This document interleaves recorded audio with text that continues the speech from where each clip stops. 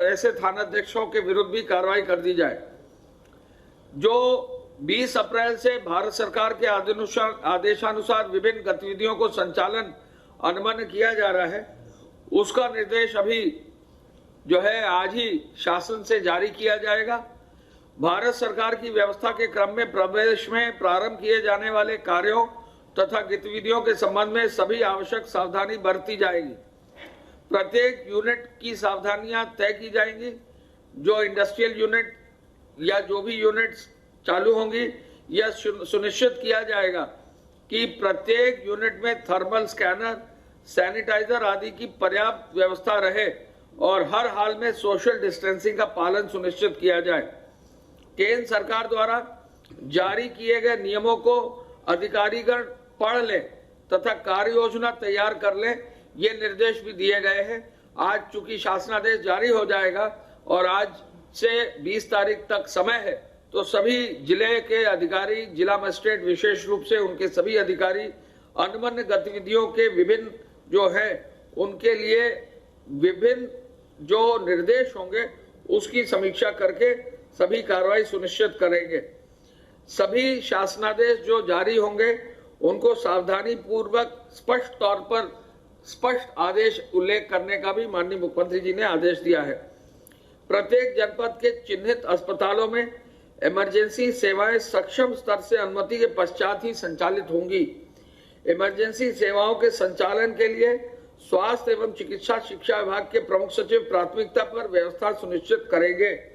सभी अस्पतालों में N95 मास्क, PPE सहित संक्रमण से सुरक्षा के सभी उपकरण पर्याप्त मात्रा में अनिवार्य रूप से उपलब्ध रहेंगे। बिना कोविड नियंत्रण प्रशिक्षण और सुरक्षा उपाय के इमरजेंसी सेवाओं का संचालन नहीं किया जाएगा। जिन चिकित्सा संस्थानों में स्टाफ के संक्रमण से सुरक्षा के सभी प्रबंध उपलब्ध होंगे और डॉक्टरों सहित सभी चिकित्सा कर्मी प्रशिक्षित होंगे, वहीं इमरजेंसी सेवाओं का संचालन अनुमन्य होगा और यह संबंधित को सुनिश्चित कराना जिला प्रशासन का दायित्व होगा। टेलीमेडिसिन के माध्यम से लोगों को टेली कंसल्टेंसी अर्थात चिकित्सकीय परामर्श सुविधा भी उपलब्ध कराने के निर्देश माननीय मुख्यमंत्री जी ने दिए हैं और उसको आज पुनः उन्होंने इसका आदेश का अनुपालन करने का निर्देश दिया है। अस्पताल तथा संस्थागत क्वारंटाइन की अवधि पूरी करने के पश्चात होम क्वारंटाइन हेतु घर भेजे जा रहे सभी लोगों की अपर मुख्य सचिव राजस्व से सूची प्राप्त कर मुख्यमंत्री हेल्पलाइन 1076 के माध्यम से नियमित मॉनिटरिंग होगी। अर्थात जो लोग घर जा रहे हैं वो होम क्वारंटाइन में रहे, उनको भी ये सूचित किया जाता है कि वो सावधानी बरतते रहें, जिससे कि उनके हित में भी है, उनके परिवार के हित में भी है और जनरल हित में है कि उनकी मॉनिटरिंग होती रहे। संपूर्ण प्रदेश में मंडी तथा बाजारों आदि में सोशल डिस्टेंसिंग का पालन कराया जाए। प्रदेश की सभी मंडियों के खुलने के समय सैनिटाइजेशन का कार्य नियमित रूप से हो। मंडियों में कई जगह शिकायतें मिली हैं कि अनावश्यक रूप से भीड़ रही है, वहां DMSP सुबह ही वरिष्ठ पुलिस और प्रशासनिक अधिकारी लगा दें, मंडी के अधिकारियों को आगाह कर दें कि सुबह सुबह भीड़ न रहे। विभिन्न प्रदेशों में रह रहे उत्तर प्रदेश वासियों की समस्याओं के समाधान के लिए उत्तर प्रदेश सरकार द्वारा नामित नोडल अधिकारी प्रत्येक फोन कॉल को अटेंड करें, लोगों की समस्या को समाधान करने के लिए सचेत और संवेदनशील रहे, संबंधित राज्य सरकार के नियमित संपर्क में रहते हुए विभिन्न राज्यों में उत्तर प्रदेश वासियों की दिक्कत को दूर करें। इस संवेदना के साथ कार्रवाई करने का उन्होंने निर्देश दिया है। गेहूं क्रय केंद्रों पर सभी व्यवस्थाएं उपलब्ध रहें, ये भी निर्देश दिया है। अखबारों में कल गेहूं क्रय केंद्रों के बारे में विवरण आया है।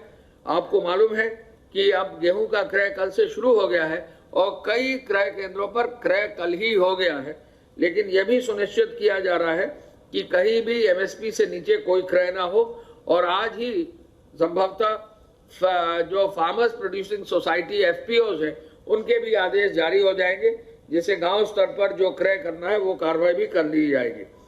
लॉकडाउन अवधि में जनता की सुविधा के लिए प्रदेश सरकार के विभिन्न विभागों, संस्थाओं यथा कॉल सेंटर, हेल्पलाइन, नियंत्रण कक्ष संचालित रहे, सुचारू रहे, क्रियाशील रहे, इसकी पूरी सहायता प्रदान करने का भी माननीय मुख्यमंत्री जी द्वारा निर्देश दिया।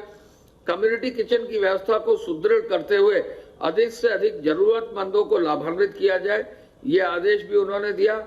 कम्युनिटी किचन में आपको मालूम है कि सभी जगह इसका कार्य हो रहा है, लेकिन कहीं एक जगह लखनऊ में जैसे संदिग्ध व्यक्ति इस कार में आया और उसकी वजह से एक हमको जो है कठिनाई हुई।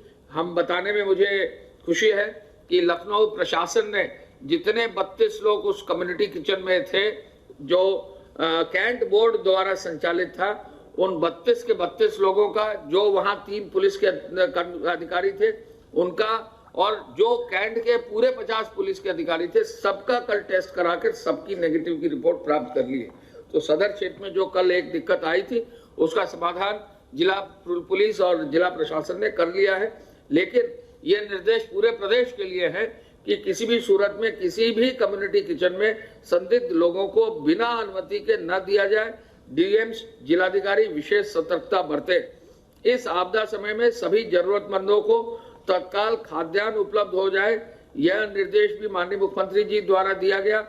और जो लोग खाद्यान्न योजना से आच्छादित नहीं है उनको 1000 रुपए का भरण पोषण जो भत्ता है वो भी देने का निर्देश दिया है। निराश्रित गोवंश एवं अन्य पशुओं के भोजन आदि का समुचित प्रबंध करने का भी और पशु चिकित्सा अधिकारियों द्वारा पशुओं के उपचार का भी निर्देश उन्होंने दिया है। तो ऐसे में जो निर्देश माननीय मुख्यमंत्री जी की बैठक में थे मैंने आपको बताया है। मैं ये भी आपको बता दूं कि हर हालत में लॉकडाउन को मजबूती से पालन करना है, ये जिलाधिकारियों को निर्देश है। एक एक जिलाधिकारी एक एक वरिष्ठ अधिकारी से संपर्क करके उनके यहाँ लॉकडाउन की अवधि में कार्य जो है सुनिश्चित किया जा रहा है। लॉकडाउन में जो हॉटस्पॉट है उनका बफर जोन में भी कार्रवाई करने का, यानी लॉकडाउन क्षेत्र से जस्ट बाहर जो जुड़ा हुआ क्षेत्र है उस पर भी कार्रवाई करने का निर्देश दिया है। गृह विभाग की जो सूचना डीजीपी साहब के यहाँ से आई है उसके अनुसार धारा 188 में अब 19,488 एफआईआर दर्ज करके 60,258 लोगों को नामजद किया है। साथ साथ एक फिगर हम आपको दे दें, कहीं गलती ना रहे, आप नोट करें। 17,77,000 वाहनों की चेकिंग कराकर 23,873 वाहन सीज किए गए हैं। चेकिंग के दौरान 7,70,00,000 रुपए का शमन शुल्क वसूल हुआ है और अभी तक आवश्यक सेवाओं के लिए 1,57,281 वाहनों को परमिट जारी किया गया है। जो कार्रवाई जमाखोरी और कालाबाजारी के अंतर्गत है, 424 एफआईआर दर्ज कर दी गई हैं, 534 लोगों के खिलाफ एफआईआर दर्ज की गई हैं और 187 लोगों को गिरफ्तार किया है। फेक न्यूज के 346 मामले अब तक आए हैं और सब पर जांच के लिए साइबर सेल को निर्देशित कर दिया गया है। कल 16 अप्रैल को 35 मामले, 21 ट्विटर, 13 फेसबुक और व्हाट्सएप का एक मामला आया है। हॉटस्पॉट्स के बारे में हमने आपको बताया। हॉटस्पॉट्स में हमने 3 चरणों में इसको भाग दिया है और वो 3 चरणों में अब बहुत मजबूती से कार्रवाई हो रही है।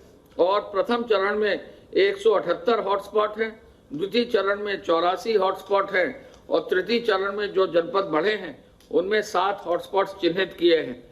तबलीगी जमात पर विशेष रूप से जैसा मैंने अभी बताया, एक एक व्यक्ति का विवरण लेकर उनके विरुद्ध भी जहां भी कार्रवाई होनी है उस कार्रवाई को करने का निर्देश दिया गया है। और ऐसे लोग जिन पर एफआईआर दर्ज है उनको अस्थायी जेल में रखने का भी निर्देश जिलाधिकारियों को जा रहा है।